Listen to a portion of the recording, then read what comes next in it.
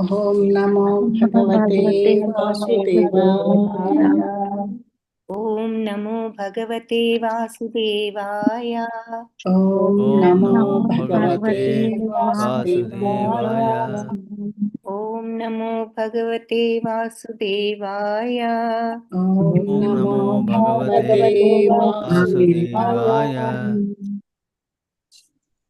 నారాయణ నమస్కృత్యం నారాయణ నమస్కృత్యం నరం చైవ నరోత్తమం నరం చైవ నరోత్తమం దేవీం సరస్వతీం వ్యాసం దేవీం సరస్వతీం వ్యాసం తతో జయముదీరయేత్. తతో జయముదీరయేత్.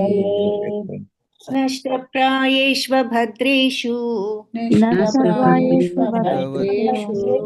నిత్యం భాగవత సేవయా. నిత్యం భాగవత సేవయా. భగవతి ఉత్తమ శ్లోకే భగవతి ఉత్తమ శ్లోకే భక్తిర్భవతి నైష్ఠికి. భక్తిర్భవతి నైష్ఠికీ.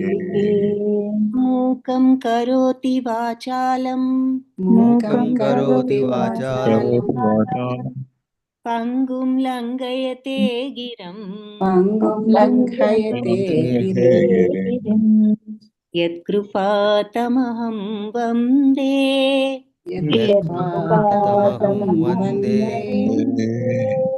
పరమానందమాధవం. పరమానందమాధవం. యత్కృపాతమహం వందే యత్కృపాతమహం వందే పరమానందమాధవం. పరమానందమాధవం. హరే కృష్ణ. భక్తి వైభవ తెలుగు క్లాస్ లో మొదటి స్కందం 9వ అధ్యాయం మొట్టమొదటి శ్లోకంతో ప్రారంభిద్దాం. అందరికీ స్వాగతం. స్క్రీన్ కనిపిస్తోంది కదా? కనిపిస్తుంది. సో ఈ అధ్యాయం శ్రీకృష్ణ భగవానుడి సమక్షంలో భీష్మదేవుడు నిర్యాణం పొందడం గురించి చూస్తాము. మొట్టమొదటిగా సూత ఉవాచతో ఇది ప్రారంభం. ఇతి భీత ప్రజాద్రోహాత్ సర్వధర్మా వివిత్సయా తతో వినశనం ప్రాగాద్ యత్ర దేవవ్రతోపతత్. హరే కృష్ణ. ప్రభుజీ, సూర్యప్రకాష్ ప్రభుజీ మీనింగ్ భాష్యం చదువుతారా? ఓకే. అరే, సూత గోస్వామి పలికెను. కురుక్షేత్రమున అపార జనమును వధించినందులకు భీతి చెందిన ధర్మరాజు అంతటి యుద్ధస్థలకి చనెను. అచ్చట శరతల్పరతుడై భీష్మదేవుడు ప్రాణములను వీడుటకు సిద్ధముగా నుండెను. భాష్యం కూడా చదివినమ్మా తది? చదవండి. భాష్యంపై శ్రీల ప్రభుపాద వారికి జై. శ్రీకృష్ణ భగవానుడు వాంఛించినట్లుగా భీష్మదేవుడు విద్యుద్ధర్మములకు సంబంధించిన పలు విషయములపై ఈ 9వ అధ్యాయమున ధర్మరాజు నాకు ఉపదేశము గావించును. అంతేగాక అతడు ఈ మృత్యుమయ జగమును నుండి వెడలిపోవు సమయమున తన అంతిమ ప్రార్థనలను శ్రీకృష్ణ భగవానునకు అర్పించి భౌతిక కర్మ సంబంధముల నుండి ముక్తుడు కాగలడు. తాను కోరినట్లుగా తన భౌతిక దేహమును త్యజించగల శక్తిని భీష్ముడు కలిగి ఉండెను. అదే విధముగా శరతల్పముపై పరుండుట కూడా అతని ఇచ్ఛానుసారమే జరిగెను. మహాయోధుని ఈ విధమైన నిర్యాణ విషయము పలువురు సమకాలీన శ్రేష్ఠ జనులను ఆకర్షించెను. అంతటా వారందరూ ఆ మహాత్ముని ఎడ తమకు గల ఆదరమును, గౌరవమును, ప్రేమను వ్యక్తము చేయుటకై అచ్చట సమకూడిరి. హరే కృష్ణ ప్రభుజీ. హరే కృష్ణ మాత. ధన్యవాదాలు. ధన్యవాదాలు ప్రభుజీ. హరే కృష్ణ. సో ఇక్కడ ఇప్పుడు మరి యుద్ధం అంతా అయిపోయిన తర్వాత మరి ఆ యుద్ధంలో చాలా మంది, దాదాపు అందరూ, ఎక్కడో కొంతమంది తప్ప అందరూ పోవడం జరిగింది. ధర్మరాజుకి అది చూసేసరికి ఒకలాంటి భయం. అంటే ఆ తర్వాత అంటే వాళ్ళు ఆ యుద్ధం చేసేటప్పుడు యుద్ధంలో నిమగ్నమై వాళ్ళు యుద్ధం చేయడంలో మునిగి ఉంటారు కాబట్టి చుట్టూ జరిగేది కూడా మనం పూర్తిగా గమనించాం. సో తీరా అంతా అయిన తర్వాత ఇలా అందరూ వధింపబట్టం చూసి అతను భయపడి ఆ యుద్ధ స్థలం దగ్గరికి వెళ్ళి అక్కడ మరి భీష్ముడు ప్రాణాలు వదలడానికి ఆయన సిద్ధంగా ఉన్నాడు. ఆ శరతల్పం మీద పడుకోవడం కూడా ఆయన యొక్క సంకల్పంతోనే జరిగిందని, ఆయనకు మరి ఎప్పుడు కావాలంటే అప్పుడు ప్రాణాలు వదిలే వరం ఉన్నది. అలాగే ఆయన తన సంకల్పానుసారమే ఈ శరతల్పాన్ని కూడా ఆయన ఏర్పాటు చేసుకోవడం జరిగింది. ఆయన ఆ విధంగా తన యొక్క శరీరాన్ని అంతం చేసుకునే ఏర్పాటు చూసి చాలా మంది ఈ శ్రేష్ఠులందరూ కూడా చాలా ఆకర్షింపబడ్డారు ఆ విధానానికి అని చెప్పి వాళ్ళందరూ కూడా ఆయనకి మరి ఆయన ఎప్పుడు కూడా ధర్మ మార్గంలో నడిచిన మహానుభావుడు కాబట్టి వీళ్ళంతా కూడా ఆయనకి ఆదరాన్ని, గౌరవాన్ని, ప్రేమని వ్యక్తం చేయడానికి అందరూ కూడా ఆయన చుట్టూ సమకూడారు అని చెప్పి తర్వాత మరి ఆయన భగవంతుడి కోసం వేచి చూస్తూ ఆయన చివరికి తన ముందు ధర్మరాజుకు అన్ని చెప్పడం చూస్తాం. ఏది, ధర్మరాజు వచ్చిన తర్వాత రాజు అనేవాడు ఎలా పరిపాలించాలి అంటే మరి ఇంకా ముందు ముందు రాజ్యం ధర్మరాజే కాబట్టి రాజు, మరి ఇది మామూలు రాజ్యమా ఇది? ఆ రోజుల్లో వీళ్ళు మొత్తం భూప్రపంచం అన్నట్లుగా మరి వర్ణించారు ఈ రాజ్యాన్ని. అది అంత పెద్ద రాజ్యం అన్నమాట. సో అటువంటి రాజ్యాన్ని సమస్త ప్రజల్ని పాలించడానికి ఏ రకమైన లక్షణాలు రాజు అనేవాడికి ఉండాలో అవన్నీ కూడా సరి అయిన రాజు ధర్మరాజు అని లక్షణాలు ఎలా ఉండాలి అనేది ఈ ధర్మరాజు, ఆయన నిజంగానే ధర్మరాజు కానీ అయినప్పటికీ పెద్దవాడిగా తాతగారిగా ఆయన అన్ని కూడా బోధించడం జరుగుతుంది. అదంతా అయిన తర్వాత చివర్లో ఏ విధంగా అయితే భగవంతుడినే తలుచుకుంటూ ఇవన్నీ ప్రక్కకి నెట్టివేసి కంప్లీట్ గా పూర్తిగా భగవంతుల్లో మనస్సును ఏకం చేసి ఏ విధంగా చివరికి ఆయన ప్రాణాలు వదులుతాడన్నది చదివినప్పుడు అది అద్భుతంగా ఉంటుందన్నమాట వర్ణన అదంతా కూడా.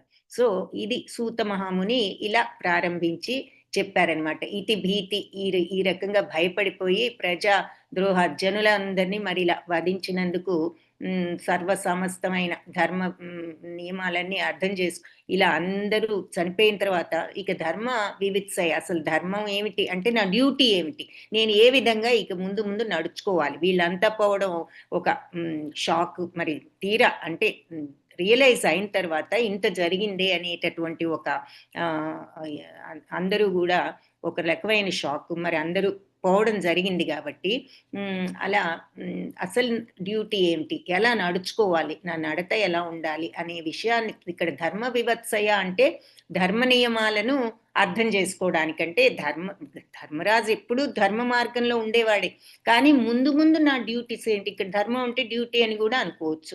నా డ్యూటీస్ ఏమిటి, నేను మరి రాజుగా అవబోతున్నాను, అసలు నేను ఎలా ఉండాలి, ఎలా పరిపాలించాలి, ఏం చేయాలి, ఇక్కడ చూస్తే పెద్దవాళ్ళందరూ పోయారు అని అతను అర్థం చేసుకోవడానికి తతో వినశనం. సో ఆ తర్వాత ఈ యుద్ధం జరిగిన స్థలానికి ప్రాగాత్ వెళ్ళాడట. ఎక్కడైతే ఈ దేవవ్రతు అంటే భీష్మదేవుణ్ణి దేవవ్రతు అంటున్నారు, ఆపతత్ మరణించడానికి ఆయన ఈ శరతల్పం మీద ఎక్కడైతే ఆయన ఉన్నాడో అక్కడికి ధర్మరాజు అసలు తన డ్యూటీ ఏమిటి, తన ధర్మం ఏమిటో తెలుసుకోవడానికి ఆయన దగ్గరికి యుద్ధం అంతా అయిన తర్వాత వెళ్ళాడు అంటున్నారు. తదా తే భ్రాతరః సర్వే సదస్యై స్వర్ణభూషితై అన్వగచ్చన్ రథైర్విప్రా వ్యాసధౌమ్యాదయస్తథా. సో హరే కృష్ణ. నెక్స్ట్ మాతాజీ. సరే రాజేశ్వరి మాతాజీ చదవండి మాతాజీ. భాష్యము మీనింగ్, భాష్యం లేదు కదా, మీనింగ్ చదవండి. ఓం నమో భగవతే వాసుదేవాయ. శ్రీల ప్రభుపాద వారికి జై. ఆ సమయమున అతని సోదరులందరూ సువర్ణ భరణాభూషితములైన ఉత్తమాశ్వములను గూంచిన సుందరమైన రథములపై అతన్ని వెంట చనిరి. వ్యాసదేవుడు ధౌమ్యుడు వంటి ఋషులను వారి వెంట నుండిరి. ధౌమ్యుడు పాండవుల రాజు పురోహితుడు. హరే కృష్ణ మాతాజీ, ధన్యవాదాలు. హరే కృష్ణ మాతాజీ, ధన్యవాదాలు. సో ఈ ధౌమ్యుడు అనేవాడు ఈ పాండవులకి ఆయన పురోహితులు.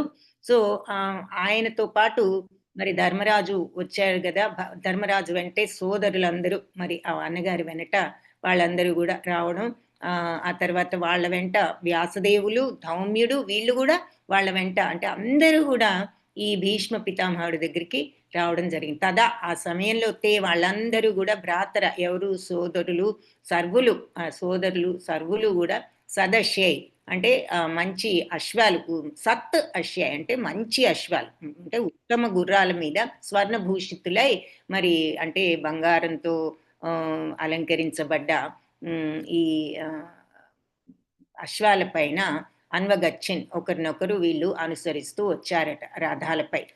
విప్ర అంటే బ్రాహ్మణులారా అని చెప్తున్నారు సూత మహాముని వీళ్ళందరికీ. విప్ర అంటే విప్రులారా, బ్రాహ్మణులారా, వ్యాసుడు, ధౌమ్యుడు, ఆదయస్తథ మిగిలిన వాళ్ళందరూ ఆ రకంగా అందరూ కూడా వచ్చారు అని చెప్పి ఆయన సోదరులు, ఈ ధర్మరాజు అందరూ సువర్ణభూషితాలున్న అశ్వాలపై వచ్చారు సుందరమైన రథాల మీద. వ్యాసదేవుడు, ధౌమ్యుడు వీళ్ళందరూ మిగిలిన అదయ అంటే మిగిలిన వాళ్ళంతా కూడా వచ్చారు. భగవానపి విప్రర్షే రథేన సధనంజయ సతర్వ్యరోచతన్నృపః కుబేరా ఇవ గుహ్యకై. ఓకే, హరే కృష్ణ మాతాజీ. హరే కృష్ణ మాతాజీ. చదువుతుంది. ఓ విప్రర్షి, దేవదేవుడైన శ్రీకృష్ణుడును అర్జునునితో రథారూఢుడై వారి వెంట చెనెను. ఆ విధముగా తన అనుయాయులతో అనగా గుహ్యకులతో పరివృత్తుడై ఉండెడి కుబేరుని వలె ధర్మరాజు మిగుల శోభించను. భాష్యం బై శ్రీల ప్రభుపాద వారికి జై. భీష్మదేవుని ఎదుట పాండవులందరూ అత్యంత వైభవోపేతముగా నిల్వవలెనని శ్రీకృష్ణ భగవానుడు కోరెను. తద్వారా భీష్ముడు తన మరణ సమయమున పాండవులు ఆనందంగా ఉండుటను గాంచి ముదమందగలడని ఆ దేవదేవుడు తలచెను. దేవతలలో కుబేరుడు అత్యంత ధనవంతుడు. కృష్ణునితో సహా వారు చనుట ధర్మరాజు రాజ వైభవమునకు తగినట్లుగా ఉండుటచే ధర్మరాజు ఇచట అతన్ని అన్న కుబేరుని వలె కనపట్టెను. హరికృష్ణ.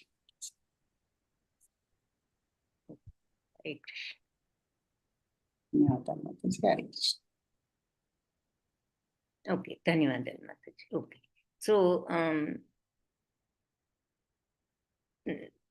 విప్రర్షి అంటే వీళ్ళందరినీ సంబోధిస్తూ దేవదేవుడైన శ్రీకృష్ణుడు కూడా మరి ఋషుల వంటి బ్రాహ్మణులలో విప్రులలో ఋషుల వంటి వాడు అని దాని ఆ మాటకు అర్థం.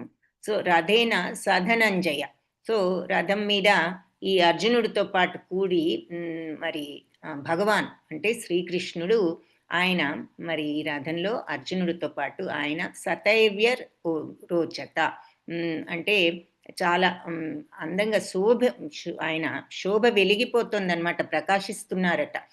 నృపక్ అంటే ధర్మరాజు, కుబేరుడు అందరికీ తెలుసు కదా, మన దేవతల కోశాధికారి అని కుబేరుణ్ణి మనం అంటూ ఉంటారు. సో కుబేరుడి లాగా ఆయన గుహ్యకై అనుయాయులతో పాటుగా ఆయన రావడం జరిగిందని భగవంతుణ్ణి స్పెషల్గా ఇక్కడ ఆయన ఏ రకమైన ప్రకాశత్వంతో ఆయన కూడా అరుదించుతున్నాడు. ధర్మరాజుని ముందు చెప్పారు, ధర్మరాజు వెంట సోదరులు వస్తున్నారు, సోదరులతో పాటు వ్యాసుడు, ఆ తర్వాత ధౌమ్యుడు కూడా వెంట మిగతా ఋషులంతా కూడా వస్తున్నారు. వాళ్లతో పాటు ఇప్పుడు భగవానుడు మరి ఈ రకంగా ఆయన వెలిగిపోతూ శోభతో అర్జునుడి రథాన్ని నడిపేది ఆయనే కదా. సో అర్జునుడితో పాటు రథం మీద ఆయన కూడా ఎలా ఉన్నాడు అంటే, కుబేరుడు గనక తన అనుయాయులందరితో ఈ కోశాధిరాజు ఎలా మరి కుబేరుడికి అత్యంత ధనవంతుడు కాబట్టి ఆయనకు ఆ టీవీ, ఆ గాంభీర్యం, ఆ వెలుగు అవి ఉన్నాయి. అందుకని ఆ రకంగా అంటే కుబేరుడు ఎలా అయితే ఈ ధనవంతుడు ఎప్పుడు ఎంతో మంది అనుయాయులతో ఎలా వస్తూ ఉంటాడో ఆ రకంగా భగవంతుడు కూడా ఈ వెలిగిపోతూ ఆ రథం మీద అర్జునుడితో పాటు శోభిస్తూ అరుదించారు అని చెప్పి ఈ శ్లోకంలో వర్ణించారు. దృష్ట్వాని పతితం భూమౌ ది అవశ్చ్యుతమివామరం ప్రణేము పాండవా భీష్మం సానుగా సహచక్రిణ. సో ఇది కాళింది ప్రియ మాతాజీ. హరే హరే కృష్ణ కృష్ణ హరే కృష్ణ మాతాజీ. దివి నుండి పడిన ఆ అమరుని వలె భీష్ముడు నేలపై పడి ఉండుటను గాంచిన పాండవ రాజైన ధర్మరాజు తన సోదరులు మరియు శ్రీకృష్ణుని గూడి అతని ప్రణామములను అర్పించెను. మాతాజీ భాష్యం కూడా చదవాలా? చదవండి మాతాజీ. Thank you Mataji. శ్రీకృష్ణుడు ధర్మరాజుకు మేనబావ అర్జునులకు సన్నిహిత స్నేహితుడు. కానీ అతడు దేవదేవుడని పాండవ వంశీయులందరూ స్వయం నిశ్చయముగా నెరిగి ఉన్నారు. ఆ దేవదేవుడు తన దివ్యస్థితి యొక్క జ్ఞానమును సంపూర్ణముగా కలిగి ఉన్నను సంఘ కట్టుబాట్లకు అనుగుణముగా వర్తించెను. కనుకనే అతడు తనను ధర్మరాజు సోదరులలో ఒక్కడైనట్లుగా భీష్మదేవుని ఎదుట వంగి ప్రణమిల్లెను. Thank you Mataji. హరే కృష్ణ. హరే కృష్ణ మాతాజీ, ధన్యవాదాలు. సో ఎలా ఉన్నాడట ఆయన? దివి నుంచి పడిపోయిన ఒక దేవత అమరుడిలాగా ఉన్నాడు భీష్ముడు. నేల మీద ఉన్న భీష్ముడు ఎలా ఉన్నాడు అంటే ఆకాశం నుంచి వచ్చినటువంటి ఒక దేవత వలె, అమరుడి వలె కనిపిస్తున్నాడు. పాండవులు ఆయన్ని చూసి మరి ధర్మరాజు, ఆయన సోదరులు మరియు దేవాది దేవుడైన శ్రీకృష్ణుడు కూడా ప్రణామాల్ని అర్పించారు. దృష్ట్వాని పతితం భూమ, ఆ విధంగా నిపతితం, అక్కడ పడుకుని ఉన్న ఎక్కడ భూమ నేల మీద ఉన్న ఆయన చూస్తే ఎలా ఉన్నాడంటే దివశ్చుతం ఇమివామరం.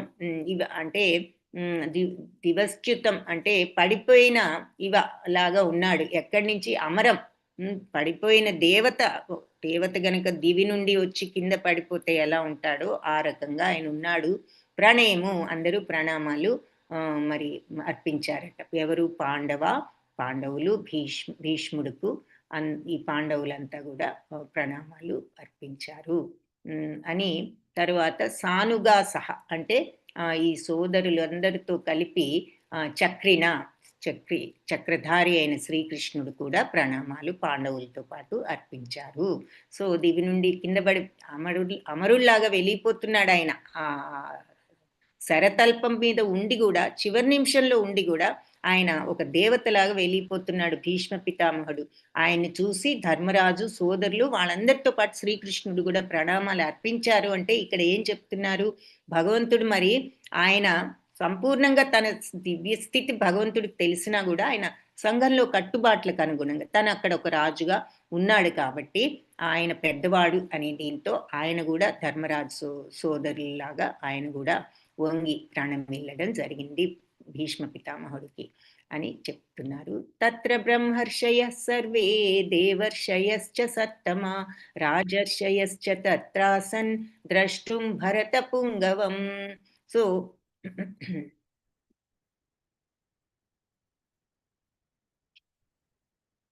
నీలిమా శెట్టి మాతాజీ. హరే కృష్ణ మాతాజీ. హరే కృష్ణ మాతాజీ, దండోత్ ప్రణామ్.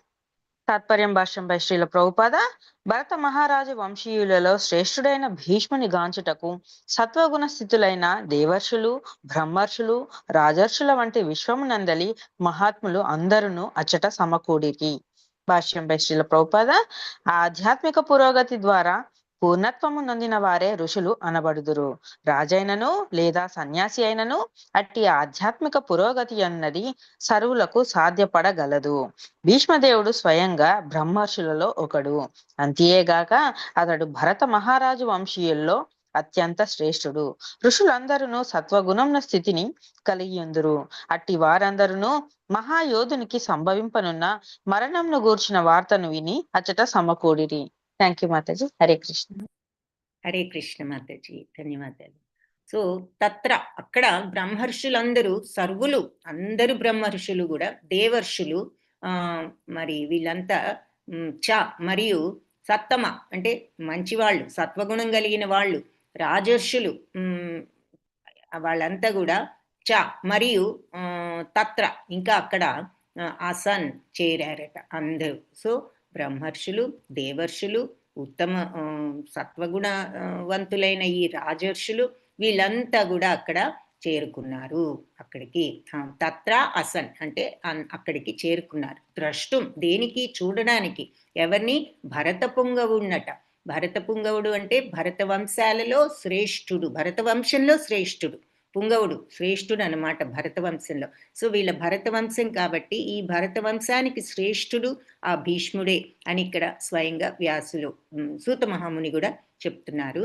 సో భరత మహారాజు మరి ఆయన వంశీయుల్లో శ్రేష్ఠుడైన ఈ భీష్ముణ్ణి చూడడానికి సత్వగుణ స్థితులైన దేవర్షులు, బ్రహ్మర్షులు, రాజర్షులు ఇలాంటి వాళ్ళందరూ మహాత్ములందరూ కూడా అక్కడ సమకూడారు అని చెప్తున్నారు. సో మనం ఏం చూసాం ఇప్పటి వరకు? ధర్మరాజు, ఆయన వెంట సోదరులు, ఆయన వెంట భగవంతుడు, ఆయన వెంట వాళ్ళ వెంట వ్యాసులు, మరి ధౌమ్యుడు, ఈ రాజర్షులు, బ్రహ్మర్షులు, దేవర్షులు అందరూ కూడా అక్కడ సమావేశమయ్యారు. ఎందుకు అంటే ఈ భరతవంశ శ్రేష్ఠుడైన భీష్మ పితామహుణ్ణి చూడడానికి. సో ఇక్కడ మనకి ఈ ఋషి అనే మాటకు కూడా ఒక అర్థం చెప్తున్నారు. ఏమిటి? మనం మామూలుగా ఋషులంతా కూడా సత్వగుణం, వాళ్ళందరూ మరి సత్వగుణంలో శుద్ధ సత్వంలో ఉండబట్టే వాళ్ళు ఋషులయ్యారు.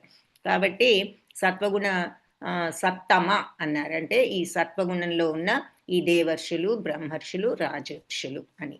సో అలా ఋషులంతా కూడా సత్వగుణంలో వాళ్ళు కాబట్టి ఆ రకంగా వాళ్ళని చెప్పడం జరిగింది. పర్వతో నారదో ధౌమ్యో భగవాన్ బాదరాయణ బృహదశ్వో భరద్వాజ సశిష్యో రేణుకాసుతః వసిష్ఠ ఇంద్ర ప్రమదస్త్రితో వృత్సమదోసితః కక్షీవాన్ గౌతమోత్రిశ్చ కౌశికోధా సుదర్శనః. సో అందరినీ వర్ణిస్తున్నారనమాట. ఇక్కడ వచ్చిన వాళ్ళందరూ పర్వతముని, నారదముని, ధౌమ్యుడు, భగవాన్ బాదరాయణ అంటే వ్యాస మహర్షి, తర్వాత బృహదశ్వుడు, వీళ్ళంతా. సో అది ఇక్కడ మెయిన్లీ మనకి ఈ శ్లోకంలో వీళ్ళందరి పేర్లు కూడా చెప్పడం జరిగింది. ఓకే, మంజరి భవ మాతాజీ చదువుతారా? హరే కృష్ణ మాతాజీ. ప్రణాం మాతాజీ. భావం భాష్యం రాసింది ఏసీ భక్తి ఇక్కడ మాతాజీ. జై శ్రీల ప్రభుపాద. హరే ఒక్క నిమిషం. భాష్యము మనం కొంత ఏ పోర్షన్ చదవాలో చెప్తాను. ఒక్క నిమిషం మాతాజీ. మీనింగ్ చదివిన తర్వాత భాష్యం చదువుతురు కానీ. సో ఇది చాలా పెద్దది భాష్యము, అందుకని ఓకే. సో భాష్యం మీరు ఫస్ట్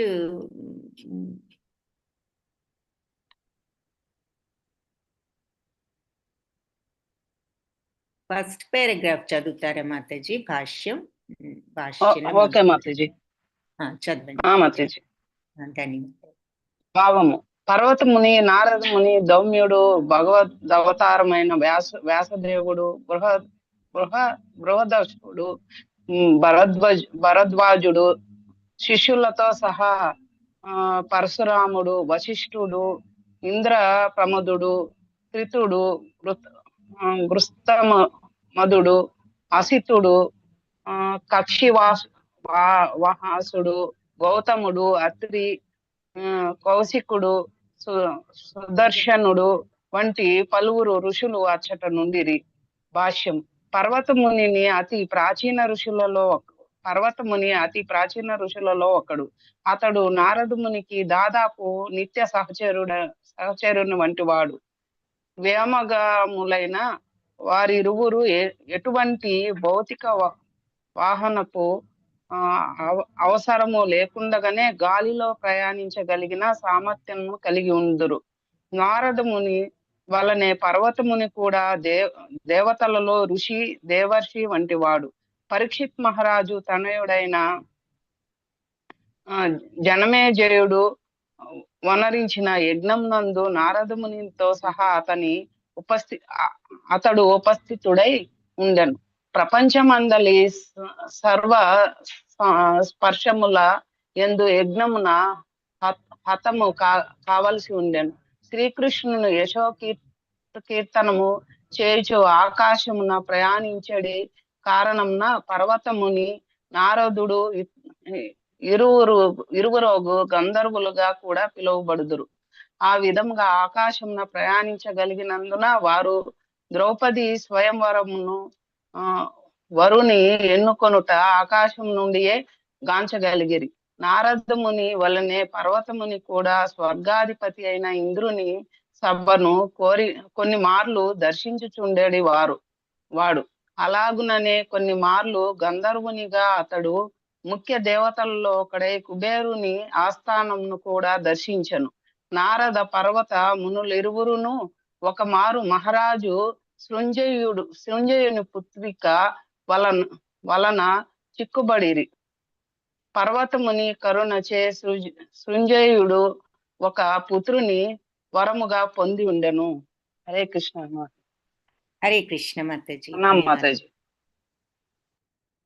హరే కృష్ణ. ధన్యవాదాలు మాతాజీ. పర్వతముని, నారదముని, దౌమ్యుడు, మరి బాదరాయణుడు, భగవాన్ బాదరాయణుడు, వ్యాసదేవుడు, బృహదశ్వుడు, భరద్వాజుడు, మరి అలాగే ఆయన శిష్యులతో సహా మరి పరశురాముడు అంటే రేణుకాసుతుడు అంటే ఎవరంటే పరశురాముడు, ఆయన శిష్యులతో సహా ఆయన, వశిష్ఠుడు, అలాగే మరి ఇంద్రప్రమదుడు, త్రితుడు, గృత్సమదుడు, వీళ్ళంతా కక్షివానుడు, గౌతముడు, అత్రి మహర్షి, కౌశకుడు, సుదర్శనుడు లాంటి అందరూ గొప్ప గొప్ప ఋషులంతా కూడా అక్కడ కనిపిస్తున్నారు. ఈ ముందుగా పర్వతముని ఎవరు అంటే ఆయన నారదమునికి ముఖ్య శిష్యులు. సో నారదులు వారు అన్ని లోకాలు ఎలా సంచరించగలిగారో ఈ పర్వతమునికి కూడా అన్ని లోకాలు సంచరించే సామర్థ్యం ఆయనకు కూడా ఉన్నదనమాట. ఎటువంటి వాహనం లేకుండా వాళ్ళు గాలిలోనే అంటే వ్యోమగాములు అంటే గాలిలోనే ప్రయాణం చేయగల సామర్థ్యం వాళ్ళకున్నది.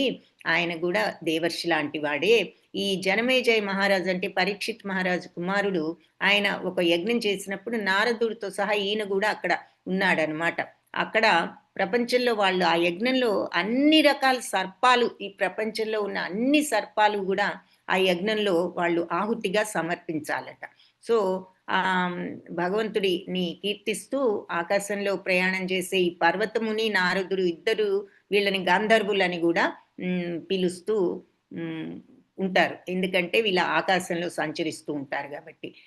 మరి వాళ్ళు అలా చేయబట్టి వాళ్ళకి ద్రౌపది స్వయంవరం కూడా పైన ఆకాశం నుండే వాళ్ళకి కనిపించింది. ఎందుకంటే వీళ్ళ గాలిలో ప్రయాణం చేయగలరు కాబట్టి.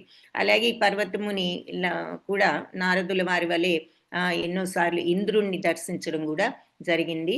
అలాగే గంధర్వులలో ముఖ్యుడైన కుబేరుడు ఆస్థానాన్ని కూడా ఆయన దర్శించాడట. నారదుడు, పర్వతుడు ఇద్దరు కూడా మరి ఒక మహారాజు ఉండేవారు, ఆయన పేరు సృంజయుడు. ఆయన పుత్రిక వల్ల ఒకసారి చిక్కున పడ్డారు. పర్వతముని కరుణ వల్ల సృంజయుడు తరువాత ఒక పుత్రుణ్ణి వరంగా పొందాడట. ఈ నారదముని పురాణాలన్నిట్లో మరి ఆయనకి గొప్ప సంబంధం ఉంది. ప్రతి దాంట్లో మనం నారదమునిని చూస్తూ ఉంటాం. భాగవతంలో కూడా ఆయన్ని వర్ణించారు. మరి ఆయనే మరి ఆయన స్టోరీ అంతా కూడా చూసాం. దాసి పుత్రుడు ఏ రకంగా ఆయన ఈ రకంగా పూర్ణత్వాన్ని చెందాడు అన్నది మనం పలు చోట్ల నారదుల వారి చరిత్రను చూస్తూ వచ్చాము. మరి ఆయన నామం ఎన్నో చోట్ల ఇక్కడ ప్రస్తావించబడింది. కాబట్టి నారదు ముని గురించి మనకి వేరు తెలియక్కర్లేదు. దేవర్షులలో ప్రముఖుడు ఆయన. మరి బ్రహ్మదేవుడు తనయుడు, ఆయనకి శిష్యుడు. అలాగే మరి బ్రహ్మతో ఆయనకి ఈ గురు శిష్య పరంపర కూడా అలా వృద్ధి చెందింది. బ్రహ్మ నుండి నారదుడు అని మనం చూస్తాం, గురు శిష్య పరంపర అని చెప్తున్నారు. అలాగే ప్రహ్లాదుడు, ధ్రువుడు ఇలాంటి గొప్ప భగవద్భక్తులకు కూడా మరి ఆయనే మంత్రోపదేశం చేశారు. ఎంతో మందికి, ధ్రువ మహారాజుకి, ప్రహ్లాద్ మహారాజుకి, ఆ తర్వాత వాల్మీకి కూడా. కాబట్టి ఈ వేదవాంగ్మయాన్ని రచించిన వ్యాసదేవుడికి కూడా ఆయన గురుపదేశం చేశాడని మనం ముందుగానే చూసాం.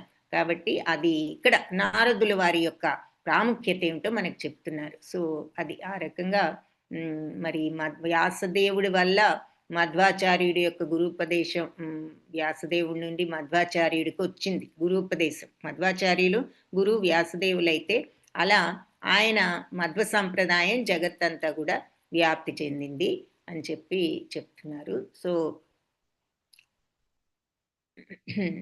ఆ తర్వాత ధౌమ్యుడు ఎవరు అంటే మరి పాండవులకు పురోహితుడని మనం చెప్పుకున్నాం. ఎందుకంటే ఆయన ఉత్కోచకు అనే ఒక తీర్థంలో మంచి కఠినమైన తపస్సు చేశాడట.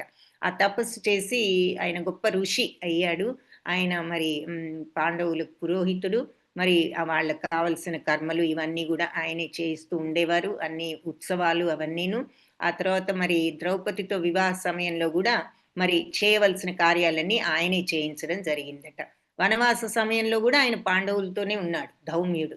సో వాళ్ళు కలతలకు గురి అయిన సమయంలో ఆయన సలహాలు ఇస్తూ ఉండేవారు అనమాట. సో అజ్ఞాతవాసంలో ఎలా ఉండాలా అని అనుకున్నప్పుడు అంటే ఎలా గడపాలి ఈ సంవత్సరం ఎవరికి తెలియకుండా అజ్ఞాతవాసం అన్నప్పుడు ఈ ధౌమ్యుల వారే ఉపదేశం చేశారు. ఈ ఏ రకంగా ఇలా వెళ్ళి విరాట రాజు కొలువులో ఉండవలసిన విషయం, ఎలా అజ్ఞాతవాసాన్ని పాటించాలి, ఆయన ఉపదేశం మీద వీళ్ళు అలా కరెక్ట్గా చేయగలిగారు, ఖచ్చితంగా పాటించగలిగారు అని చెప్తున్నారు. సో ఈ కురుక్షేత్ర యుద్ధం తర్వాత దహన కార్యక్రమంలో కూడా ఈ ధౌమ్యుడి నామాన్ని ప్రస్తావించారట. అంటే ఆయన ఆ తర్వాత ధర్మరాజు ఇచ్చినటువంటి దీర్ఘ ధర్మోపదేశాలు మహాభారతంలో ఉన్నాయి. అనుశాసన పర్వం అనే పర్వంలో ధర్మరాజు ఇచ్చినటువంటి ధర్మోపదేశాలన్నీ కూడా విపులంగా వివరించబడ్డాయన్నమాట. ఏది ధర్మరాజుకు ఈ ధౌమ్యుడు చెప్పిన ధర్మోపదేశాలు. సో అంటే ఆయన ధర్మాన్ని ఏ రకంగా పాటించాలి ఏమిటి అని ఉపదేశించాడు ధర్మరాజుకి. అదంతా కూడా అనుశాసన పర్వం అనే దాంట్లో మహాభారతంలో ఈ ధౌమ్యుల వారు చెప్పిన ధర్మోపన్యాసం అంతా కూడా ఉన్నది.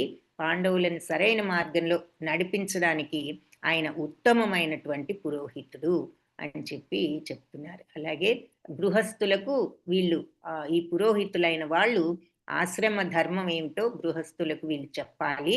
అలాంటి గృహ పురోహితుడికి ఆధ్యాత్మిక గురువుకి ఏ మాత్రం భేదం లేదు అంటున్నారు.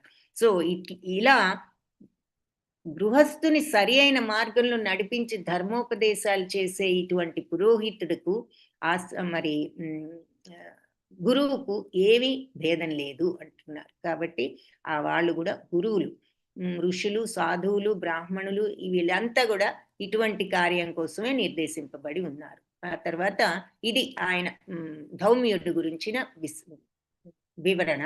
తర్వాత బాదరాయణుడు అంటే వ్యాసదేవుడు, ఇంకా ఆయన గురించి మనం చెప్పేదేముంది, ఆయనకి ఎన్నో నామాలు ఉన్నాయి. కృష్ణుడు, కృష్ణ ద్వైపాయనుడు, సత్యవతి సూతుడు, పారాశర్యుడు,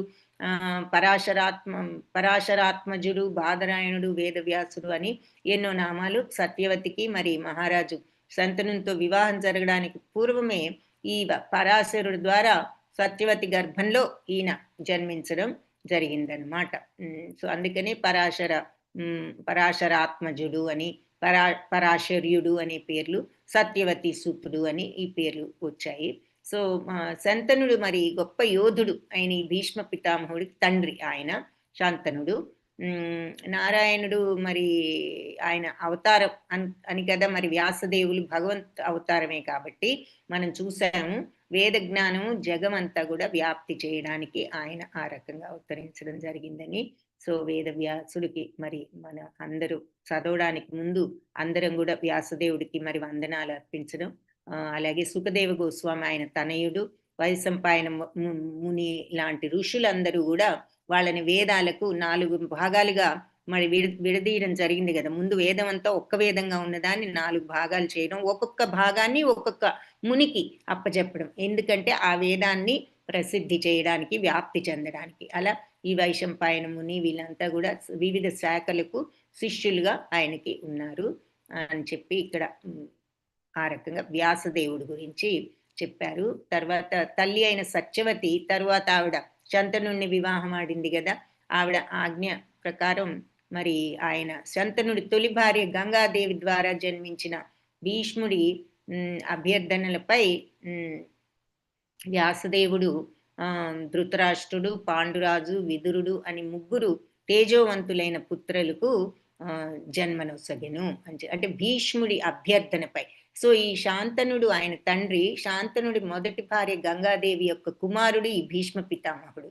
సో ఈ భీష్మ పితామహుడు మరి ఆయన వివాహం చేసుకోలేదు కాబట్టి వ్యాసదేవుణ్ణి ఆయన అభ్యర్థిస్తే ఆయనప్పుడు ధృతరాష్ట్రుణ్ణి, పాండురాజుని, విదురుణ్ణి 3 తేజోవంతులైన పుత్రులకు జన్మనొసిగాడు అని చెప్తూ కురుక్షేత్ర యుద్ధం తర్వాత ఈ వీరులందరూ మరణించిన తర్వాత మహాభారతం అప్పుడు వ్యాసుడిచే రచింపబడింది. సో ఇదంతా జరిగిపోయిన తర్వాత ఆయన మహాభారతం రాయడం జరిగింది. అలాంటి మహాభారతం మొట్టమొదట పరీక్షిత్ మహారాజ్ తనయుడైన జనమేజయుడు స్థానంలో ప్రవచనం చేయడం జరిగిందనమాట. ఫస్ట్ టైం మహాభారతాన్ని మనం ఈ చూస్తాం భగవద్గీత చెప్పుకునేటప్పుడు కూడా.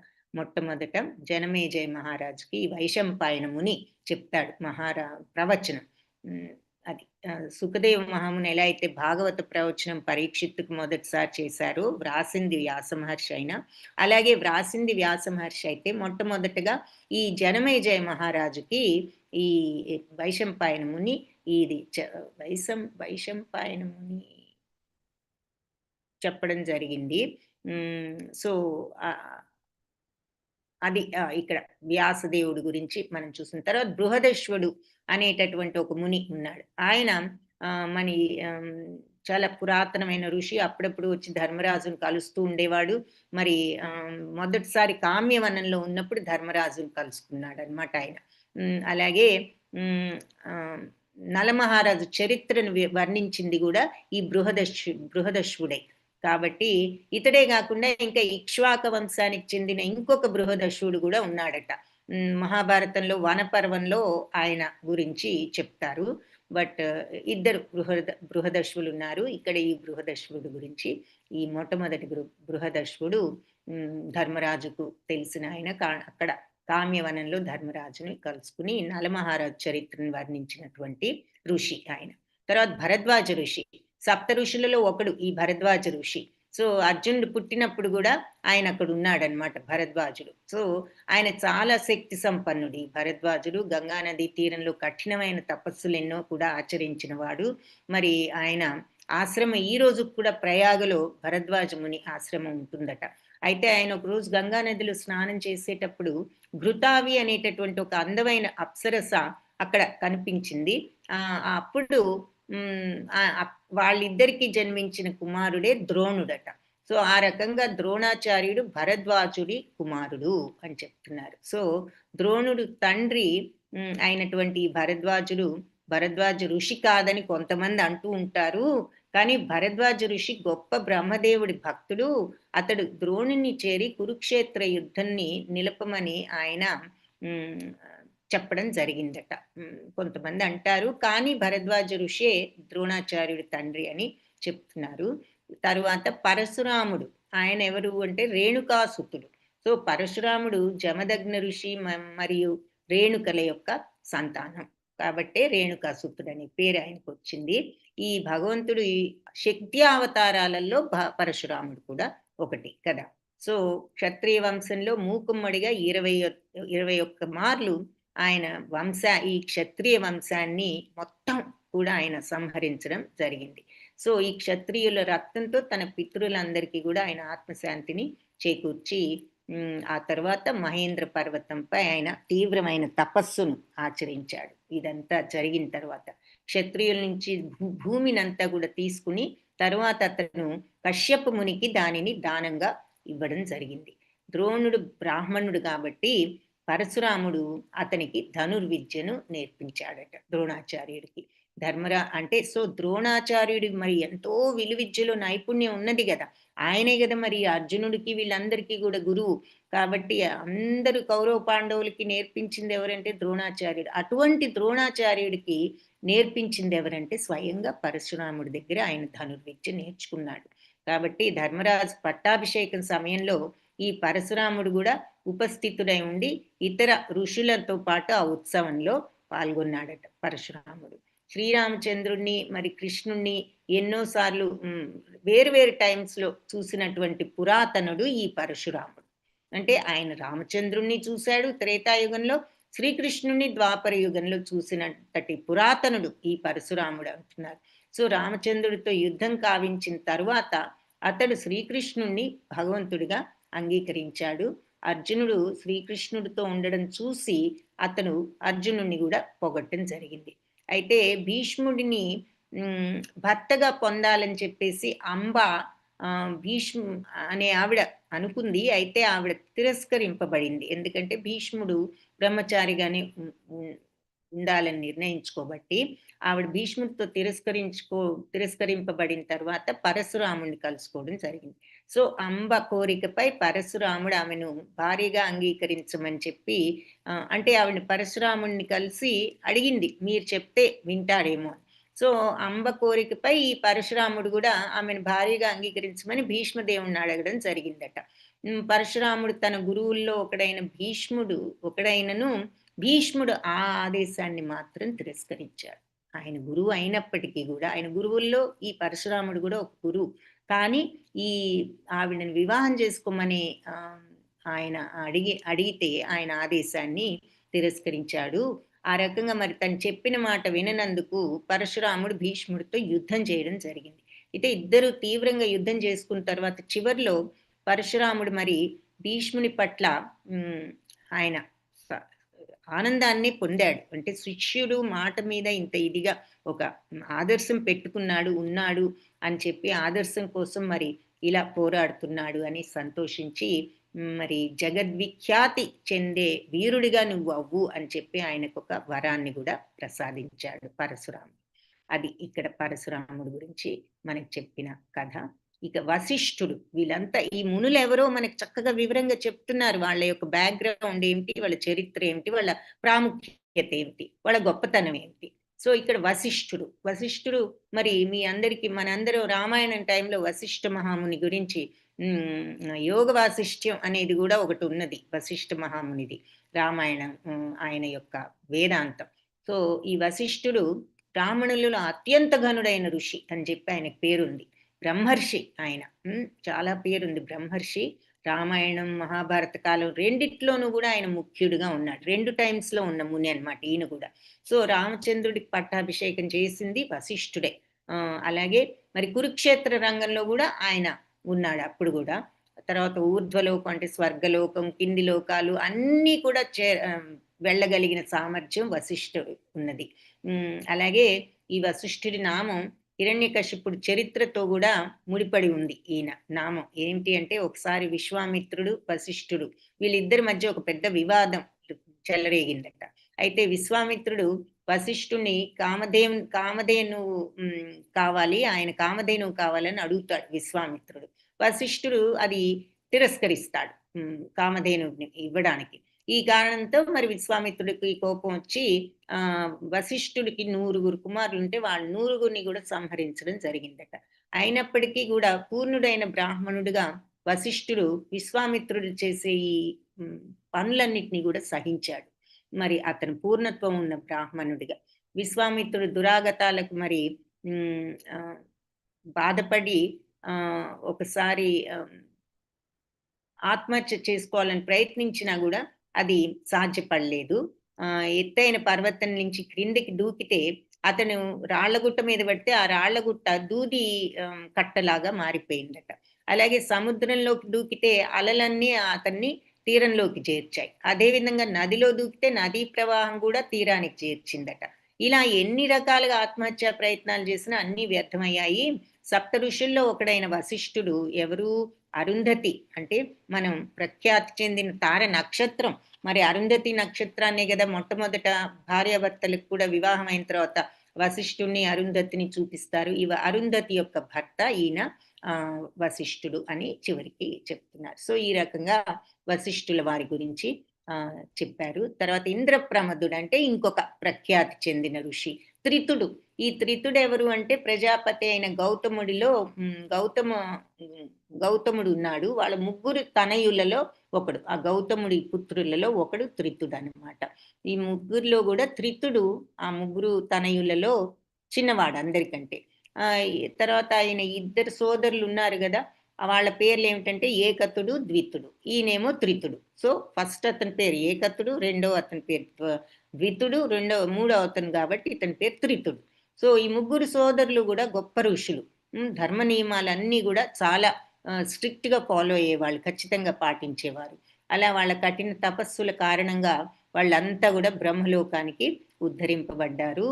ఒకసారి ఈ త్రితముని బావిలో పడిపోవడం జరిగిందట. ఎన్నో యజ్ఞాలు చేసిన తర్వాత అతడు మరణశైపై ఉన్న భీష్ముని ఎడ గౌరవంతో చూడటానికి వచ్చారు అని చెప్తున్నారు. ఈ వరుణలోకంలో ఉండే సప్త ఋషులలో ఒకడైన ఇతను పాశ్చాత్య దేశాలకు చెందినవాడు, బహుశా యూరప్కి చెందినవాడై ఉండవచ్చు అంటున్నారనమాట. ఆ కాలంలో ప్రపంచం అంతా ఒకే వేద నాగరికత క్రిందే నిలిచి ఉండేది. సో మరి అందుకే ఈ ధర్మరాజు సామ్రాజ్యాన్ని కూడా భరత్ సామ్రాజ్యం అన్నప్పటికీ ఎంతో ఆల్మోస్ట్ ఆ రోజుల్లో మరి ఉన్న నాగరికత ఎక్కువ ఇక్కడే ఉన్నది. మరి మరి ఖండాలు కూడా కొన్ని కలిసి ఉండేవి. ఆ తర్వాత ఇలా విడిపోయాయి సెపరేట్గా అని చెప్పి మనం మ్యాప్స్లో కూడా కొన్ని చూస్తాం. ఓల్డ్ టైమ్స్లో మ్యాప్స్ ఎలా ఉన్నాయి, ఇప్పుడు ఎలా ఉన్నాయి. సో భూమి కూడా ఇన్ని రకాలుగా విడిపోయి లేదు అప్పట్లో. సో అది ఇక్కడ ఈ మునిని అందుకని ఈ త్రితుడు వరుణలోకంలో ఉన్న సప్త ఋషుల్లో ఒకడైన అతను పాశ్చాత్య. సో వీళ్ళు వేరే ఆ రోజుల్లో మరి ప్రపంచం అంతా ఒకే నాగరికత. సో ఆయన ఆ యూరప్, ఇప్పుడు మనం ప్రెసెంట్ డేలో యూరప్ అనుకునే ప్రాంతం నుంచి ఆయన అక్కడ వాడు బహుశా అని చెప్పి పాశ్చాత్య దేశాలు అంటే భారతదేశం బయట ఉన్న ఏరియా నుంచి వచ్చిన వాడు బహుశా యూరప్ ప్రాంతం నుంచి అని చెప్తున్నారు. గృత్సమధుడు ఇతడు స్వర్గలోకంలో చెందిన ఋషుల్లో ఒకడట ఈ గృత్సమధుడు. సో ఇంద్రుడు స్వర్గాధిపతి కదా, ఆయనకి మంచి స్నేహితుడు, ఈ బృహస్పతితో సమానమైన ఘనత ఉన్నవాడు ఈ గృత్సమధుడు. ఈ ధర్మరాజు సభను ఆయన ఎన్నోసార్లు దర్శించాడు. అలాగే భీష్మదేవుడి తుది శ్వాస విడిచే టైంలో కూడా ఆయన అక్కడ ఉన్నాడు అని చెప్పి పరమశివుడి మహిమలన్నీ కూడా ధర్మరాజుకు వివరించింది ఈ గృత్సమధుడు అనమాట. అలాగే వితహవ్యుని తనయుడు ఈయన, అంటే ఈయన తండ్రి గారి పేరు వితహవ్యుడు. సో ఈ వితహవ్యుడి కుమారుడు ఆయన. ఈ గృత్సమధుడు ఇంద్రుడిని పోలి ఉండేవాడట. అందుకని ఇంద్రుడి శత్రువులందరూ కొన్నిసార్లు ఈ గృత్సమధుని చూసి ఇంద్రుడు అని పొరపాటు పడి ఈయన్ని బంధిస్తూ ఉండేవారట. ఋగ్వేద పారంగతుడు, అతడు బ్రాహ్మణులచే ఎంతో గౌరవాన్ని పొందినవాడు.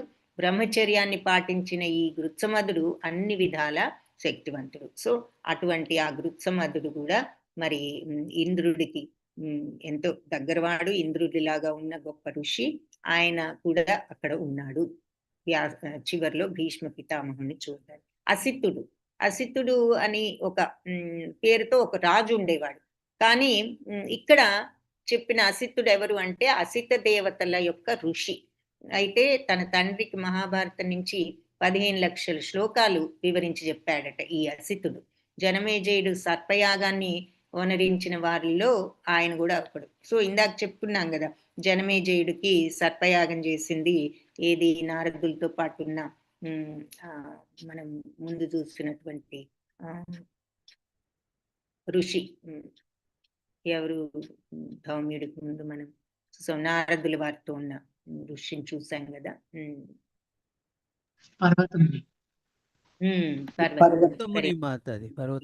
సో పర్వతముని ఆయన ఈ వ్రతం చేయించారు, ఈ సర్పవ్రతం జనమేజయ మహారాజుతో. అప్పుడు ఆయనే కాకుండా ఇంకా కొందరు మిగతా కొంతమంది ఋషులు కూడా ఉన్నారు. వాళ్ళలో ఈ అసితుడు కూడా ఒకడనమాట. ఆయన కూడా ఈ వ్రతాన్ని చేయించడం జరిగిందట. జనమేజయ సర్పయాగాన్ని చేయించిన వాళ్ళలో ఈయన కూడా ఒకడు. ధర్మరాజు రాజ్యాభిషేకం చేసినప్పుడు కూడా ఇతర ఋషులందరితో కలిసి ఈయన కూడా ఆ రాజ్యాభిషేకం కార్యక్రమాన్ని జరిపించాడు. అలాగే మరి ధర్మరాజుకు ధర్మోపదేశాలు కూడా ఈయన కూడా చేశాడు. సో శివభక్తుడు అనమాట. అందుకని ఆయన మహాభారతాన్ని తన తండ్రికి చెప్పినవాడు. తర్వాత శివభక్తుడు కూడా. కక్షీవానుడు అని ఇంకొక ఋషి, ఆయన గౌతముడి తనయుల్లో ఒకడు. ఈ కక్షీవానుడు కూడా గౌతముని ఉన్నాడు కదా, గౌతముడు, ఆ గౌతముడి తనయుడు. సో ఆయన మరి గొప్ప ఋషి ఆయన కుమారుడు చండ కౌశికుడు అనేటటువంటి ఒక గొప్ప ఋషి. ఆయనకి తండ్రి ఈ కక్షీవానుడు, గౌతముడి కుమారుడు. సో యుధిష్ఠరుడు ఆస్థానంలో ఈ కక్షీవానుడు కూడా ఒక ఋషిగా ఉంటూ ఉండేవాడు. అత్రి మహాముని. సో ఈ అత్రి మహాముని చాలా పెద్ద ముని. ఆయన అత్రి మహాముని బ్రహ్మదేవుడి మానస పుత్రుల్లో ఆ 7 బ్రహ్మర్షులలో ఈయన ఒకడనమాట, అత్రి మహాముని. సో మరి ఈయన పుత్రుడు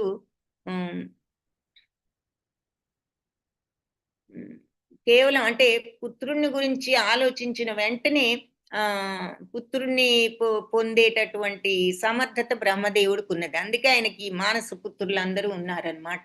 7 బ్రహ్మర్షులలో అటువంటి మానస పుత్రుల్లో ఈ అత్రి మహాముని ఒకరు. కాబట్టి ఆయన అనుకోగానే ఆయన కలుగుతారట. అందుకనే వాళ్ళని మానస పుత్రులు అంటారు. ఈ రకంగా బ్రహ్మదేవుడి 7 మానస పుత్రుల్లో ఈయనొకడు. మరి ఇతని వంశంలో ఎంతో మంది ఘనులు జన్మించారు. ఆయన వంశంలో అత్రి మహాముని యొక్క 2 క్షత్రియ కుమారులు కూడా రాజ్య బాధ్యతను స్వీకరించారు. ఒక 2 కుమారులు. తర్వాత మహారాజా అర్థముడు అనేవాడు ఆ 2లో ఒకడు, రాజ్యాన్ని స్వీకరించిన వాళ్ళలో. అలాగే 21 మంది ప్రజాపతులలో అర్థముడు కూడా ఒక ప్రజాపతిగా ఉన్నాడనమాట. ఆయన్ని కూడా ఒక ప్రజాపతిగా పరిగణించారు. మరి అత్రి మహాముని భార్య ఎవరు అంటే అనసూయాదేవి. కాబట్టి వాళ్ళ కుమారుడే మరి తరువాత మరి దత్తాత్రేయుడని అత్రిపుత్ర అని ఆయన అంటూ ఉంటారు. సో అత్రి మహాముని భార్య అనసూయ. అతడు పరీక్షిత్ మహారాజుకి ఎన్నో యజ్ఞాల్లో ఈ అత్రి మహాముని పరీక్షిత్తుకు కూడా సహకారాన్ని అందించారు అని చెప్తున్నారు. సో అత్రి అనసూయలు అన్నమాట వాళ్ళు. తర్వాత కౌశికుడు. ఈ కౌశిక ముని కూడా ధర్మరాజు సభలో ఉన్న ఋషిగణాల్లో శాశ్వత సభ్యుడు ఈ కౌశికుడు. కొన్నిసార్లు అతడు శ్రీకృష్ణుడితో కలిసి ఉండేవాడు. ఇదే నామం ఉన్న ఋషులు ఇంకా కొంతమంది ఉన్నారు, కౌశికుడు అనే నామం ఉన్నవాళ్ళు. కానీ ఈ కౌశికుడు ధర్మరాజు సభలో శాశ్వతంగా ఒక సభ్యుడు. భగవంతుడు శ్రీకృష్ణుడితో కూడా ఉంటూ ఉండేవాడు. సుదర్శనుడు నెక్స్ట్ ముని. ఆయన మరి భగవంతుడితో తన ఆయుధంగా స్వీకరింపబడ్డ ఈ చక్రం, అదే సుదర్శన చక్రం అని మనం అంటాం కదా. బ్రహ్మాస్త్రము లేదా ఇతర ఘనమైన ఆయుధాల కంటే కూడా శక్తివంతమైనది ఏది అంటే ఇది సుదర్శన చక్రం. కాబట్టి ఇది ఏమిటి, అగ్నిదేవుడు శ్రీకృష్ణుడికి బహుకరించాడని కొన్ని శాస్త్రాల్లో చెప్పబడ్డా కూడా వాస్తవానికి ఇది ఏమిటి అంటే ఎప్పుడూ భగవంతుడి దగ్గర ఉన్నదే ఇది. అగ్నిదేవుడు ఇచ్చాడని కొన్ని శాస్త్రాలు చెప్తున్నాయి. నిజానికి ఈ సుదర్శన చక్రం ఎప్పుడూ భగవంతుడిదే అని చెప్తూ, మరి రుక్ముడు ఉన్నాడు కదా, రుక్మిణీదేవి యొక్క మహారాజు రుక్మిణిని శ్రీకృష్ణుడికి ఇచ్చినట్లుగా అగ్నిదేవుడు ఈ చక్రాన్ని శ్రీకృష్ణుడికి ఇచ్చాడు అని చెప్తారు. అలాగే తనకి ఇచ్చిన బహుమానాలన్నీ కూడా నిత్యంగా తనకి చెందినవే అయినా కూడా భగవంతుడు ఆ బహుమతులను భక్తుల నుంచి గ్రహిస్తూ ఉంటాడు. ఆయనకి ఇచ్చే వాళ్ళమా మనం అయినా ఆయనకి నైవేద్యం పెడితే ఆయన స్వీకరిస్తారు కదా. సో భగవంతుడు అన్నీ తనవే అయినా కూడా భక్తులు ఇలా ఇచ్చినప్పుడు స్వీకరిస్తూ ఉంటారు అని చెప్తూ, భారతంలో మరి ఆది పర్వంలో ఈ సుదర్శన చక్రానికి సంబంధించిన వర్ణన అంతా కూడా ఉంది ఆది పర్వంలో. అంటే ఫస్ట్ ఈ ఆయుధంతోనే శ్రీకృష్ణుడు మరి శిశుపాలుని వధించిన, శాల్వుడు కూడా ఈ దేవదేవుడు ఈ ఆయుధంతోనే శాల్వుడిని కూడా వధించడం జరిగింది. అలాగే మిత్రుడైన అర్జునుడు దానిని ఉపయోగించి శత్రు సంహారం చేయాలని చెప్పేసి ఒకసారి ఆయన అడగడం కూడా జరిగింది అర్జునుడిని. మహాభారతంలో విరాట పర్వంలో వస్తుందట అది. సో ఇలా మనకి చక్కగా ఈ మునులందరి గురించి ఒక చక్కని వివరణ ఇవ్వడం జరిగిందనమాట. మరి చాలా మంది మునులు వచ్చారని మునులందరినీ పేర్కొన్నారు కదా పేరున. సో వాళ్ళు ఎవరనేది మనకి భాష్యంలో వివరించారు. అన్యే చ మునయో బ్రహ్మన్ బ్రహ్మరాతాదయో మలాః శిష్యైరుపేత ఆజగ్ము కశ్యపాగ్నిరసాదయః. సో ఇక్కడ కూడా మనం నెక్స్ట్ శ్లోకాల్లో భాష్యం కంటిన్యూషన్ చేస్తున్నారు. ఓకే, మాధవి ఎవరు మాతాజీ? హరే కృష్ణ. ఒక్క నిమిషం మాధవి మాతాజీ చదవండి మీనింగ్, తర్వాత భాష్యం జస్ట్ ఫస్ట్ పారాగ్రాఫ్ చదవండి మాతాజీ. హరే కృష్ణ. మాధవి యమున మాతాజీ అన్మ్యూట్ చేసుకోండి మాతాజీ, అన్మ్యూట్ చేసుకుని చదవండి. హరే కృష్ణ.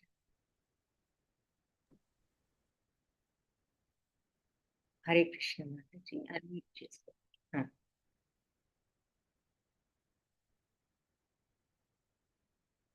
ఓకే, మాతాజీ అన్మ్యూట్ చేసుకోవడం లేదు. ఓకే, రాజేశ్వరి మాతాజీ చదువుతారా? హరే కృష్ణ.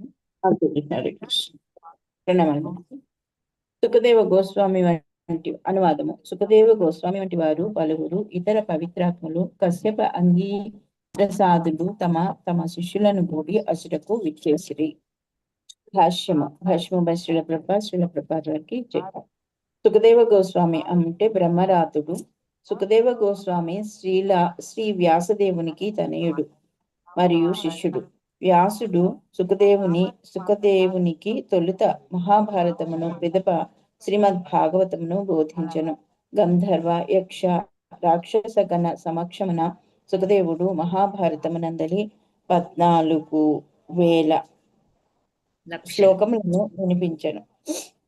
4 లక్షలు 14 లక్షల శ్లోకములను వినిపించెను. శ్రీమద్ భాగవతమును తొలిసారిగా అతడు పరీక్షణ్ మహారాజు సన్నిధిలో ప్రవచించెను. అతడు సమస్త వేద వాన్మయమును తన తండ్రి నుండి అధ్యయనము గావించెను. ఈ రీతిగా ధర్మ నియమముల విషయమున అపార జ్ఞానమును కలిగి ఉన్న కారణమున సుఖదేవ గోస్వామి పవిత్రాత్ముడయ్యను. ధర్మరాజు యొక్క సభయందు పరీక్షణ్ మహారాజు యొక్క ప్రయోపవేశ సమయమునను అతడు ఉపవిష్టుడై ఉన్నట్లు మహాభారతమునందలి సభాపర్వము 4.11 ద్వారా తెలియవచ్చుచున్నది.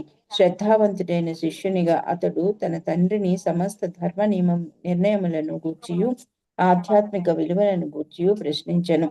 ఆ ఘనుడైన తండ్రియు మనుజుని భగవద్ధామమునకు చేర్చు యోగ పద్ధతిని, కామ్యకర్మము మరియు జ్ఞానముల నడుమ గల భేదమును, ఆధ్యాత్మిక అనుభవమును పొందుటకు గల వివిధ పద్ధతులను 4 రకముల ఆశ్రమములనంటే బ్రహ్మచర్య, గృహస్థ, వానప్రస్థ, సన్యాసాశ్రమములు, దేవదేవుడైన శ్రీకృష్ణుని దివ్య స్థితిని, ఆ భగవానుని ముఖాముఖి దర్శింపగలిగే విధానమును, ఆధ్యాత్మిక జ్ఞానమును పొందుటకు అర్హత కలిగిన మనుజుని పంచభూతములను, బుద్ధి యొక్క అద్వితీయ స్థితిని, భౌతిక చైతన్యమును మరియు జీవుని ఆత్మదర్శి యొక్క లక్షణములను, భౌతిక దేహమునకు సంబంధించిన సిద్ధాంతములను, ప్రభావశీలమైన త్రిగుణ లక్షణములను, కోరికలను, మనోకర్మలను ఉపదేశించుట ద్వారా సంతృప్తి పరిచెను. తండ్రి అయిన వ్యాసదేవుడు మరియు నారదుని అనుమతితో అతడు కొన్ని మార్లు సూర్యమండలమున కేగి ఉండెను. అతని అంతరిక్ష సమయమును గూర్చి వర్ణనము మహాభారతమునందలి శాంతి పర్వము 332 నందు వసకబడినది. అంత్యమున ఆధ్యాత్మిక లోకమును చేరిన సుఖదేవ గోస్వామికి అరణేయుడు, అరుణీసుతుడు, వయాసకి, వ్యాసాత్మజుడు అనేటి నామములు కూడా కలవు. కశ్యపుడు ప్రజాపతుల్లో ఒకడైన కశ్యపుడు మరీచి తనయుడు. దక్ష ప్రజాపతికి మాతాజీ ఇక్కడ స్టాప్ చేద్దాము. ఎస్ మాతాజీ, హరే కృష్ణ, ధన్యవాదాలు. సో ఈ శ్లోకంలో మనకి సుఖదేవ గోస్వామి ఇంకా ఇతర ఆయన ఎలాగూ పవిత్రుడని మనం చూసాము. ఇంకా ఇతర పవిత్రాత్ములు కశ్యపుడు, అంగీరసుడు వీళ్ళంతా కూడా వాళ్ళ శిష్యులతో అక్కడికి వచ్చారని చెప్తూ సుఖదేవ గోస్వామి గురించి మనం ఇంతకు ముందు చూసాం. అది ఇక్కడ చెప్పారు. మరి మళ్ళీ ఎవరు వ్యాసదేవుడికి తనయుడే కాకుండా శిష్యుడు, మరి ముందు మహాభారతాన్ని బోధించింది కూడా ఆయన కుమారుడికి బోధించడం జరిగింది. అలాగే గంధర్వులు, యక్షులు, రాక్షసులు వీళ్ళందరి సమక్షంలో సుఖదేవ గోస్వామి మహాభారతాన్ని ఆయన అందులో ఉన్న శ్లోకాలు మొత్తం 14 లక్షల శ్లోకాలు వీళ్ళందరికీ గంధర్వ, యక్ష, రాక్షసులకు ఆయన వినిపించడం జరిగింది. తరువాత భాగవతాన్ని పరీక్షిత్ మహారాజ్ సన్నిధిలో ఆయనే మొట్టమొదటగా ప్రవచనం చేయడం కూడా జరిగిందని మనం చూసాం. అలా సమస్త వేద వాంగ్మయాన్ని కూడా ఆయన తండ్రి దగ్గర నుంచి అధ్యయనం చేసి చేయడం, ఆయన యొక్క అపారమైన జ్ఞానంతో ఆయన పవిత్రుడు, మరి ముక్త పురుషుడు. ధర్మరాజ్ సభలో పరీక్షిత్తు యొక్క ప్రాయోపవేశ సమయంలో కూడా ఆయన ఉన్నాడని చెప్పేసి మహాభారతంలో మనకి సభాపర్వతం ద్వారా తెలుస్తోంది అంటున్నారు. శ్రద్ధావంతుడు అయిన శిష్యుడుగా ఆయన తండ్రి దగ్గర నుంచి సమస్త ధర్మాన్ని గురించి, ఆధ్యాత్మిక విలువల గురించి అన్ని కూడా తెలుసుకుని ప్రశ్నించడం, తెలుసుకోవడం జరిగింది. మరి భగవంతుడు తండ్రి దగ్గర నుండి భగవద్ధామానికి చేర్చే యోగ పద్ధతిని, మరి ఈ కామ్యకర్మలు, జ్ఞానాన్ని, ఈ రెండిటి మధ్యలో ఉన్న భేదాన్ని, ఆత్మానుభవానికి అవసరమైన రకరకాల పద్ధతులు, ఈ 4 ఆశ్రమాలంటే బ్రహ్మచర్యం, గృహస్థ్యం, ఇవన్నీ కూడా వానప్రస్థం, సన్యాసం, ఇవన్నీ వర్ణాశ్రమ ధర్మాలు. అలాగే భగవంతుడి స్థితి, ఆ భగవంతుడిని ముఖాముఖి దర్శించే విధానం, ఆధ్యాత్మిక జ్ఞానం పొందడానికి అర్హత, పంచభూతాలు, మరి బుద్ధి, అద్వితీయ స్థితి, భౌతిక చైతన్యం, జీవుడు, ఆత్మదర్శి లక్షణాలు, భౌతిక దేహానికి సంబంధించిన సిద్ధాంతాలు, అంటే క్షేత్రజ్ఞ యోగంలో అంటే సమస్తం మన ఆయన అన్ని కూడా ఈ త్రిగుణాల లక్షణాలు, మరి కోరికలు, మనోకర్మలు ఇవన్నీ కూడా ఉపదేశించి మరి ఆయన కుమారుణ్ణి తృప్తిపరిచాడట. మరి వ్యాసదేవుడు నారదుడు యొక్క అనుమతితో మిగతా వాళ్ళకు కూడా ఆయన ఇవన్నీ కూడా ఉపదేశించారు అని చెప్తూ వాళ్ళ తండ్రి అనుమతితో, నారదుల అనుమతితో సూర్యమండలానికి కూడా వెళ్ళేవాడట ఆయన ఒక్కొక్కసారి. అలా అంతరిక్షయానం గురించి వర్ణన ఆయన అంతరిక్షయాన వర్ణన శాంతి పర్వంలో మహాభారతంలో ఉన్నదట.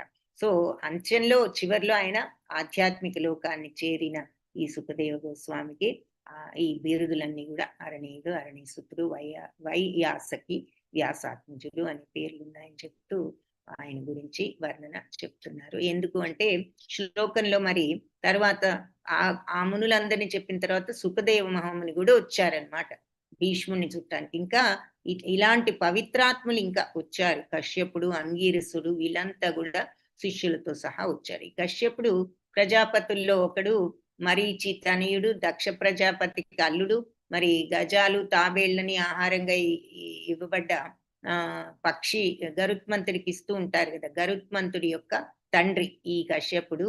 అలాగే దక్ష ప్రజాపతి యొక్క 13 మంది కుమార్తెలను కూడా కశ్యపుడు వివాహం చేసుకున్నాడట. అదితి, దితి, ధను, కాష్ట, అరిష్ట, సురస, ఇలా, ముని, గోధవశ, తామ్ర, సురభి, శరమ, తిమి వీళ్ళంతా దక్ష ప్రజాపతి యొక్క కుమార్తెలు. సో వాళ్ళందరినీ కూడా ఆయన వివాహం చేసుకోవడం, వాళ్ళ ద్వారా మరి దితి ద్వారా దేవతలు, అదితి ద్వారా తొలి భార్య అయిన దితి ద్వారా ఆదిత్యులు ఆయనకి జన్మించారు.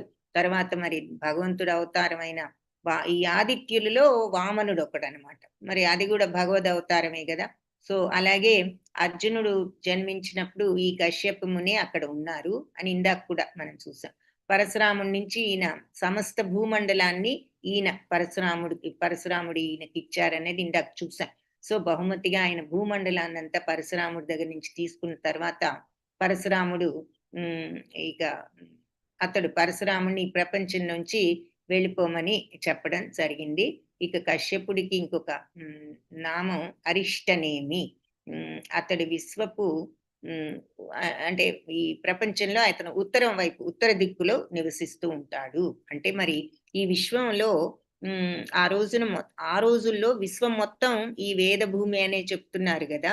ఇందాక కూడా మరి మనం ఇట్లా కొంతమంది యూరప్, మనం ప్రస్తుతం ఫారెన్ అనుకునే ఏరియాస్ నుంచి, ప్రాంతాల నుంచి వచ్చిన వాళ్ళని ఈయన ఉత్తర దిక్కులో ఉండేవాడు ఈ కశ్యపుడు అని చెప్తున్నారు. నెక్స్ట్ అంగీరసుడు.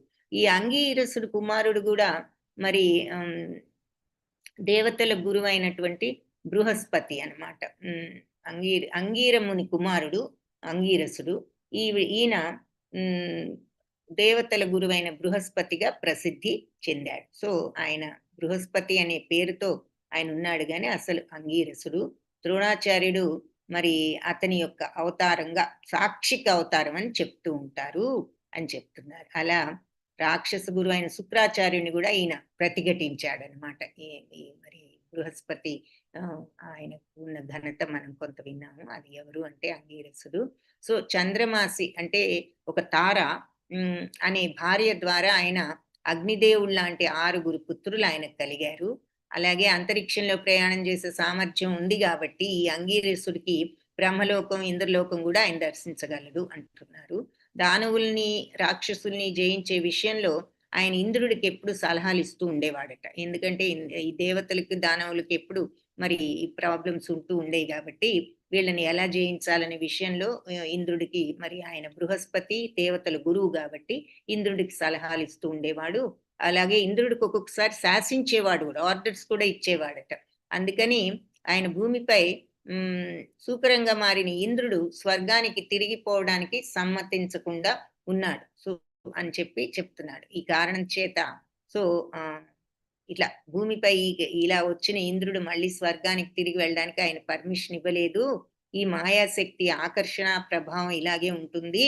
అంటే సూకరం పంది కూడా స్వర్గ సౌఖ్యాలు లభించినా కూడా ఈ భూలోక సౌఖ్యాలను వదలడానికి ఇష్టపడదట.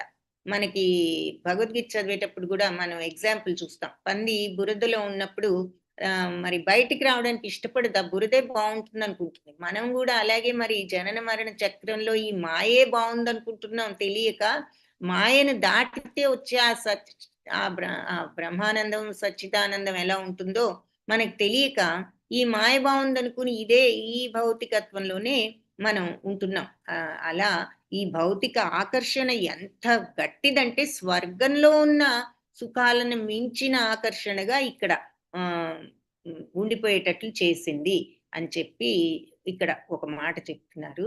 సో ఎనీవే ఇక్కడ వివిధ లోకాల్లో ఉన్న జనులకు అంగీరసుడు కూడా గురువుగా ఉన్నాడు అని చెప్తున్నారు. సో అలా రకరకాల వాళ్ళందరూ కూడా ఎలా వచ్చి ఈ భీష్మ పితామహుడు దర్శనానికి గొప్ప గొప్ప మునులందరూ కూడా ఎక్కడెక్కడి మునులు, రాజర్షులు, బ్రహ్మర్షులు అని ముందుగానే మనకి చెప్పారు కదా, వాళ్ళందరినీ పేరు పేరున తర్వాత మనకి వీళ్ళందరి గురించి కూడా చెప్పారు. అందరూ కూడా మరి చూడడానికి వచ్చారు. అప్పుడు భీష్మ పితామహుడు వీళ్ళందరినీ కూడా ఏ రకంగా ఫైనల్ గా ఆహ్వానించారు. వాళ్ళందరినీ చూసి ఆయన ఆ మరి శరతల్పం మీద ఉండి కూడా తాన్ సమేతాన్ మహాభాగానుపలభ్య వసూత్తమః పూజయామాస ధర్మజ్ఞో దేశకాల విభాగవేత్. హరే కృష్ణ. మాధవి మాతాజీ అన్మ్యూట్ చేసుకుని మీనింగ్ చదవండి. ఇది లాస్ట్ శ్లోక, తర్వాత ఎండ్ చేద్దాం. హరే కృష్ణ మాతాజీ. అప్పుడే సారీ ఆడియో స్క్రీన్ ఆఫ్ అయిపోయింది, అందువల్ల చెప్పండి. పర్వాలేదు, చదవండి మాతాజీ. తాన్ సమేతాన్ మహాభాగానుపలభ్య వసూత్తమః పూజయామాస ధర్మజ్ఞో దేశకాల విభాగవేత్.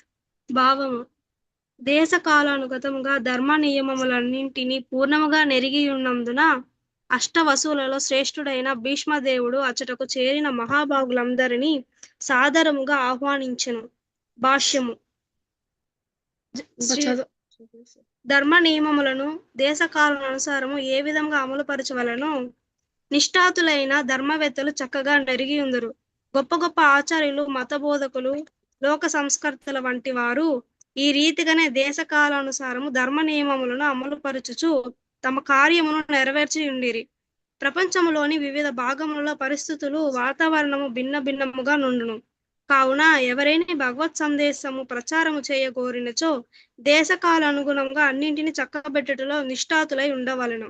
భక్తి యోగము ప్రచారము చేయు 12 మంది మహాజనులలో భీష్మదేవుడు ఒకడు. కనుకనే అతను విశ్వమందలి అన్ని వైపుల నుండి తన మరణశయ్య వద్దకు చేరి ఉన్న మహాభాగులందరినీ తగిన రీతిగా ఆహ్వానించగలిగాను. కానీ తానే స్వయంగా లేచి వారికి స్వాగతం పలికి ఆదరించవలనన్న ఆ సమయమున అతడు అసమర్థుడై ఉండెను. ఏలయనగా అప్పుడు అతడు గృహమునందును లేడు, పైగా సామాన్య పరిస్థితిని కలిగి ఉండలేదు. కానీ మనసు అన్ని విధములుగా చక్కగా పనిచేస్తున్నందున అతడు హృదయపూర్వకముగా మధుర వచనములను పలుకగలిగి ఉండెను. ఆ విధముగా సర్వులు చక్కగా ఆచరింపబడిరి. దేహము, మనస్సు, వాక్కుల ద్వారా ఎవరైనాను తమ ధర్మములను చక్కగా నిర్వహించగలరు.